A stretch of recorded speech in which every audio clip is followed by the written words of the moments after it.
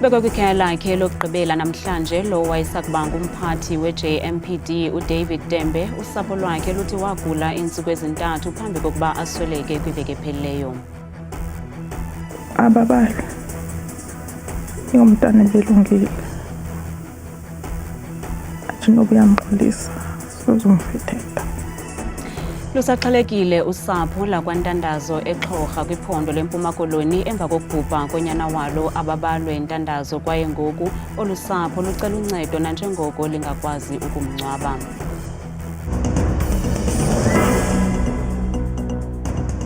Sinamkele kwindaba zethu andambe ndodwa andihamba nokhethu ukuthula mbatha noyitoliki yolwimi lwezandla Bhotani Msontsondo.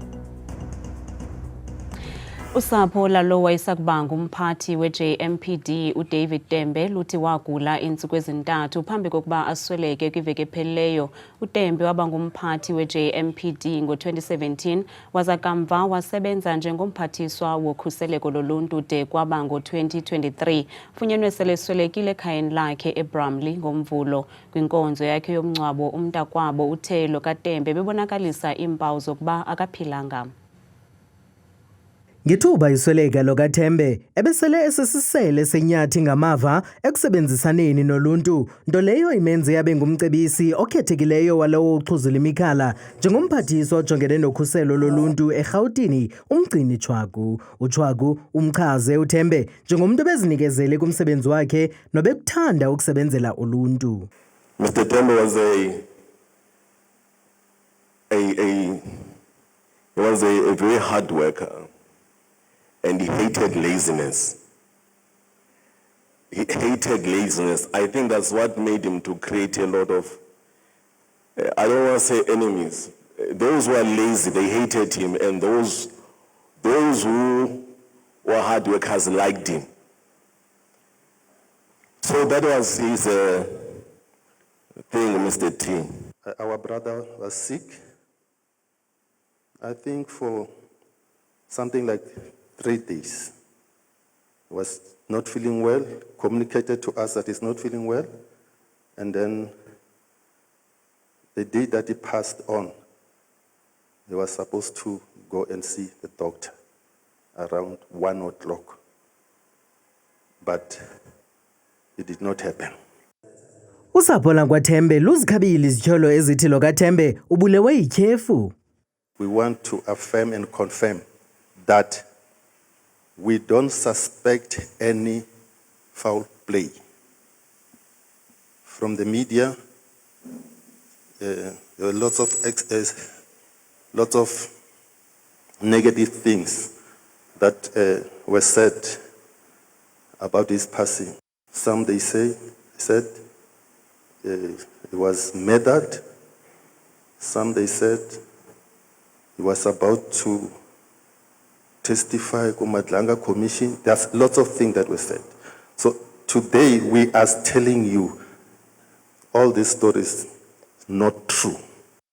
Kusenjalo umtshana kaTembe uthe wazityandigila ngolume wakhe. He was always talking about health.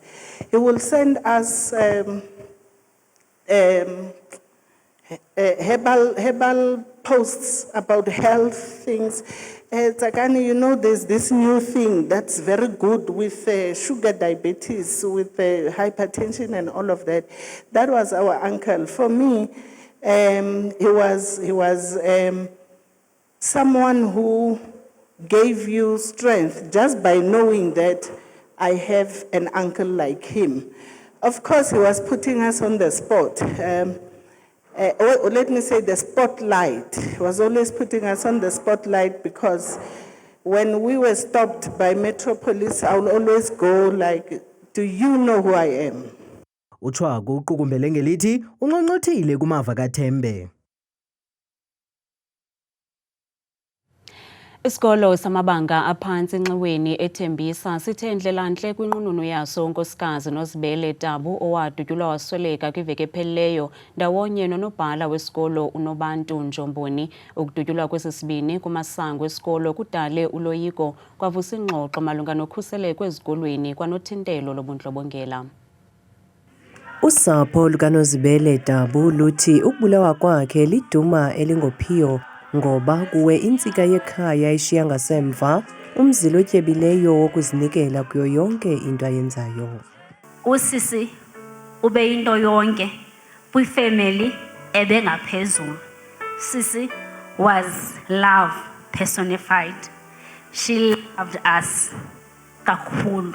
Nozi was not an ordinary person. She was a force. Ebengumlilo. She was a beacon of hope and strength, a leader who inspires us with a steady commitment to justice and unshakable values. Luhlabele mgama lusithi ukusweleka kwakhe ngesaquphe lelona nxeba linzulu eliyakuthabatha ixesha ukuphola. Eyona nto ebuhlungu kakhulu ile ndlela ahambe ngayo. Uba mhlambi thina abantu sinenkolelo ethi uba noko bendimse esibhedlele ngekuphethele. Ube begulile sezihlobo ngekuphethele. Isikolo ke sichaze le nkosikazi njengomntu ebewuthanda umsebenzi wakhe ezimisela yaye engenzi uphela sonwabe. Through dedication yakhe, being a hard worker and organized somebody, and she's a perfectionist. So when you do work with her, you must ensure that you do quality. Umphathiswa wezemfundo eGauteng uMatume Chilwane uthe ukungcwatywa komzimba wakhe namhlanje akusayi kuba kukutshabalala komnombo teketeke kankosikazi Tabu. On behalf of government that is shaken to its core, on behalf of the province that weeps with you, I offer you more than condolences. I offer you a solemn vow. Ruth's death will not be in vain. Okachilwane ukwathe baqhuba uphando lwangaphakathi njengesebe lezemfundo ukuvumbulula yonke imikhuba ikhokelele ekubeni kusutywe umphefumlo kaTabu. Lusaxhalekile usapho lakwantandazo eXhorha kwiphondo lempuma koloni okukuza emva kokubhubha konyana walo ababalwe ntandazo. Olusapho luthi uqale ugula kunyaka opheleyo ngethuba esehlathini. Olusapho lufuna impendulo ngokubhubha kuka ababalwe kwaye lucela noncedo kumaSamaria alungileyo kuba angenelele ukungcwaba elityendyana njengoko belusapho lungathathi ntweni. Eli likhaya lika ababalwe ntandazo obhubhe eneminyaka eli-19 emva kwengulo ethathe iinyanga ezili-10. Usapho luthi uqale ukugula ngethuba ebuya entabeni. Azothi lonisi lo mntana uphazamisekile kakhulu yaye akayamkeli imeko ayiyo. Ndithi eyiphi imeko? Athi le yoba engenabudoda banebuza ubudoda bakhe bobuyiselwa nini na. Ndothuke loo nto ke ngokunana ke mna ke into yoba akanawo mahimhim. Usapho lutyholana lodwa mayela nokubhubha komntwana walo. Utata ingathi uba angathetha inyani ngoba eyona nto seyisilimaza ngoku kukuba singafumani inyani. Okwesibini asikwazi into uba singathetha naye utata kuba ndiyamazi siyamazi akho mntu ungamazi uba ungumntu onjani. Akukho uba singathetha naye sithi ke ingathi uba singake sizincame okanye ndizincame ingasutata athethe inyani eyona nto ingasixolisa yinyani athi hayi bantwana bam ndanoyika nyani wanuthu kulo mntwana wenzeka. Ilungu lendlu yekomkhulu lithi kwenza inkxalabo ngokwenene ukubhubha kuka ababalwe. Izokwala ke izinkquqisa nyani le mba sipha komkhulu uceba wethu wathi omama makabaphume bona kancinci inhlanga siphumile makucheka abantu ngotata. Kwabizwa lo tata wayekhona unyana wakhe lo yena ngokungekhoyo ngokusawa ukhangela wayekhona kwathethwa lento igama elandicabukisayo engazange lithande lisanduyiba ke mina lento wathi yena abantwana benze lento kulo mntana wakhe uyabazi xa thanda angabaqela sasala ke ngokuthi sibambe iawu kuloo nto leyo uba angathini umntu alinyelelwe ngumntana ngohlobo xa ubuya ngaka akayiqelanga kwamkhulu ayiqelanga nasebhodini enakafuni ixela qha ume ngento uba abantu uyabazi. Utatomkhulu ka-ababalwe uthi ebehlele ngaphilanga ncam u-ababalwe. Nyani ke ogqirha ke bandithumela eMthatha ndahamba naye umntwana. Xa fika eMthatha bamxilonga ke kwanyanzeleka uba apha ebuchotsheni bakhe babona amanzi iqamu bathi bacele ke ulikhupha eliqhamu lamanzi ake isisivumelwano yani ke balikhuphile ke lamanzi enhloko wanokudamba futhi ithuba elide sanethema noba mhlawumbe uphilile impela ngokunani izovusa into yathi nikhona kwanyanzeleka akuphazamiseka uyaphindela futhi uAbabalwe uchazwe njengomntwana obenembeko. Ababalwe ingumntana belungile athi noba uyamxolisa sizomfethetha umntwana ezilungeleyo. Kungokunje olusapho luhlaba ikhwelo kumaSamaria alungileyo ukuba aphose esivivaneni ukuncedisa olusapho lungcwabe unyana walo. Manyano yamaqela ezopolitiko i-Unite for Change iqalisile namhlanje eSoweto eGauteng ngephulo layo lokugaya inkxaso yonyulo lomasipala noluza kubanjwa kulo nyaka uzayo. Le manyano iquka amaqela amathathu ezopolitiko iRise Mzansi, iGood Party kunye neBuild South Africa. Iinkokheli zale manyano zihlabe ikhwelo kubahlali baseSoweto ukuba baqinisekise ukuba abezopolitiko abankone zizenzo zorhwaphilizo abangeni kwizikhundla eziphezulu zaseburhulumenteni. Imanyano yamaqela amathathu ezopolitiko i-United for Change ingene eSoweto namhlanje ikhuthaza abo bebezimase indibano yayo kuba banike le manyano ithuba lokuzibonakalisa. Iinkokheli zale manyano zilugxekile kakhulu urhwaphilizo oluqhuqhisayo kwicandelo likarhulumente. We are here to say, if we together work together, we can see candidates elected in our city, in our streets, so that abantu bayazi ukuthi there is a different future from the one they are used to. Nangona kunjalo uluntu lwaseKliptown aluziginyi ncam izithembiso zale manyano kuba lusithi oku kuliculo lemihla ngemihla elenziwa ngawo wonke amaqela ezopolitiko. Siyavota while bona abahlala ezindlini thina saneselwa imvula mawangene emkhukhwini yethu ubheke ukuthi sihlupheka kanjani yami ugesi asinawo amanzi ayangena sihlala namagundwana yami sapayiseka kahle kahle. Inkokheli yeqela leGood Party uPatricia de Lille uhlaba ikhwelo lobunkokheli obunyanisekileyo ingakumbi ukuxhotyiswa kolutsha. And we must allow young people to come through, to come and lead our country, and to make sure that we bring in and grow the number of people that must taste the fruits of our democracy. iRise Mzansi izigxeka bukhali izenzo zorhwaphilizo ngabezomthetho abakwizikhundla eziphezulu kwaye ibongoze ulutsha ukuba luthathe indawo kwizikhundla zendlu yowiso-mthetho ukuze kube nobunkokheli obunyanisekileyo kweli. People need to step up. They need to step up and become councillor candidates, become mayoral candidates. In 2029, people need to be in provincial legislatures and need to be in parliament. Eli liphulo lale manyano lokugaya inkxaso yonyulo lorhulumente basekhaya lonyaka ka-2026. Iqala lomdidiyeli wengoma zokholo uMnumzana Sizwe Zako ubhiyozela iminyaka engama-45 kwicandelo lomculo. Waziwa kakhulu ngokusebenza noGqirha Rebecca Malope uIsrael Mosihla ukubalula nje abambalwa. Ifuthe lakhe livakele iminyaka eliqela kwicandelo lomculo wokholo. Ukanti ke ngoku sihlele naye apha estudio. Tata, masikubulise sikwamkele. Molo mntanam. Ugqibe iminyaka engama-45 kwicandelo lomculo ingakumbi umculo wezo kholo. Ngomso kubhiyozela imisebenzi yakho uziva njani ngaloo nto? Yayihambo lwakho laqala nini phi? Iziva ndinochulumanco Nkosi kakhulu ngokumenywa kule ntetha.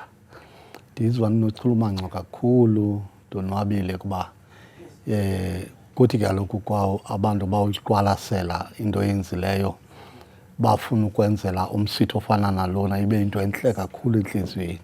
Ndiyabulela. Yes. Usebenze nemvumi eziphambili esesibalule kuzo uGqirha Rebecca. Ingaba zinto nobuzenza uqinisekisa into yobana ngaba xa ungena estudio nezimvumi niphuma nocwambu lwehit yengoma okanye amacwecwe? Besizama kangangoko siba masingaxoli msinyane. Ithi into noba yenziwe ikhawuleze iyoviswa nabanye siva abanye babayithatha njani. nathi simamele siqonda ingaba bhetere xa kunothwani nje ngoku isincedile ke loo ndlela yombono. Enye into ke nabanye abaninzi ebendisebenza nabo Thixo wandiblessa ngabantu abafana noJabu Nkabinde, Israel Musehlo, Isaiah, Zolani Mkhiva, abaninzi nje besincedisana sonke. So benisebenzisana ngendlela elungileyo. Bekunjani usebenza nabo?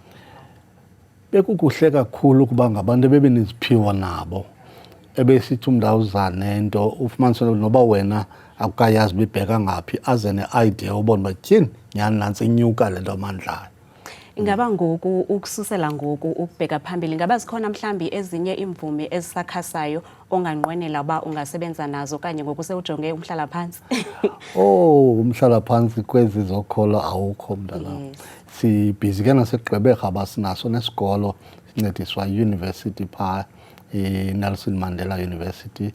Sinika ootishara bamasifundisa abantwana nezityudo yonke into ikhona akho phumla. Tata siyabulela kakhulu ngexesha lakho. Inkosi kakhulu. Sibambe ngazo zosibini masibaleke sibheke evenkileni.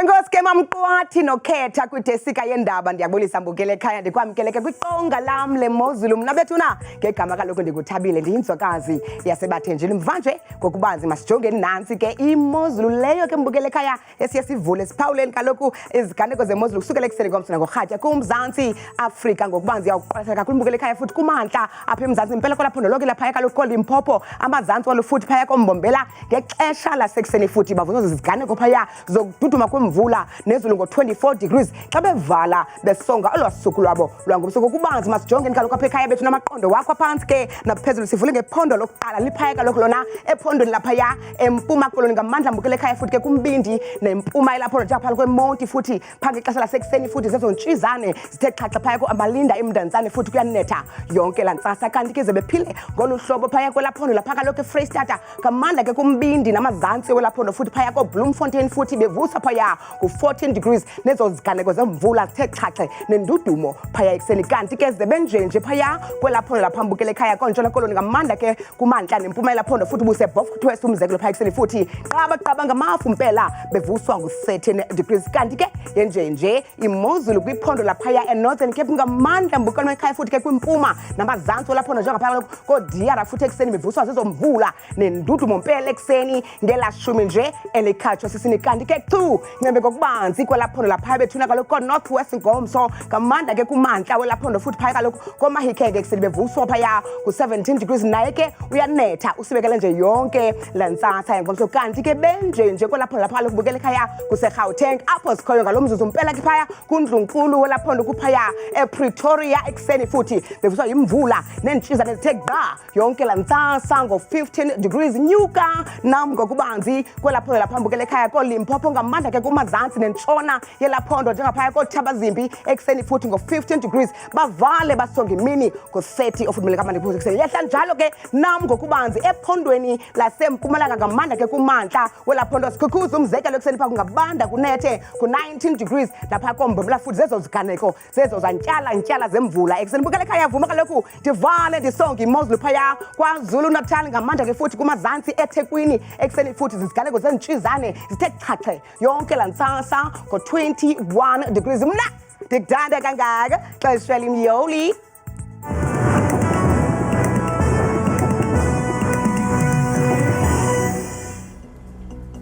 Kamnandi mawethu.